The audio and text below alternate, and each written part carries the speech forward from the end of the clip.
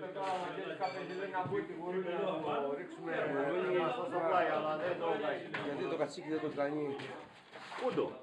Ξέρω εγώ το έχει στο ψυγείο. Δεν το βγάζει.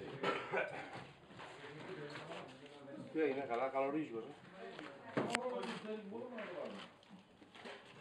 Δεν το βγάζει, δεν το βγάζει.